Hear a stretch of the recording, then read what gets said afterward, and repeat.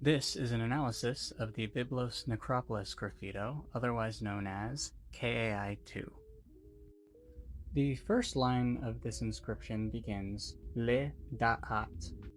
This is an infinitive construct from the very well-known Semitic root yada, and it has an imperative force here, meaning no, or if you want to be more euphemistic, beware. The next two words are more controversial. We have H, N, Y. Those are undisputedly the letters here.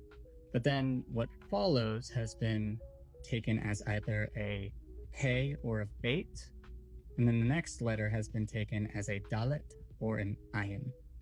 But then what follows afterward is pretty uncontroversially a lamed and a kaf.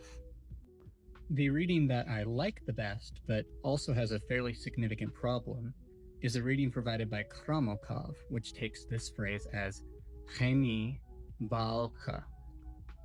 Behold, I, your king. Baal here is taking the more general title Lord rather than signifying the divine name. And this would refer to the fact that at the bottom of the tomb where this was found, you would have found the burial place of King Ahiram. However, the construction that has been proposed by Kramokov here in Heini, where that final Y is actually a mater lectionis, is relatively unconvincing. Old Biblian and Phoenician generally don't use matres lectionis, as we saw in the Ahiram inscription. So why a first common plural suffix would suddenly take on that meaning here is unclear. The next reading depends on reorganizing which consonants go to which word and positing a dalet instead of an ayin for this symbol. If we do that, we can plausibly get the reading of Tori all the way back from a paper in the 1920s, which would be vocalized by the system I'm using like this: Hon, Yibud, Lika.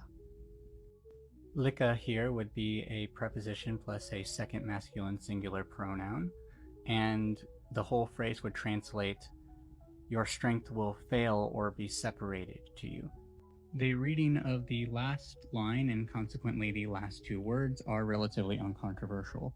This is the common Hebrew preposition tachat, tav, het, tav, followed by a demonstrative pronoun, zayin nun, here vocalized as zina, or tachat zina. Taken as a whole, this inscription would read, Lida'at, hon yepud licha, tachat zina. Behold, your strength will fail you below here.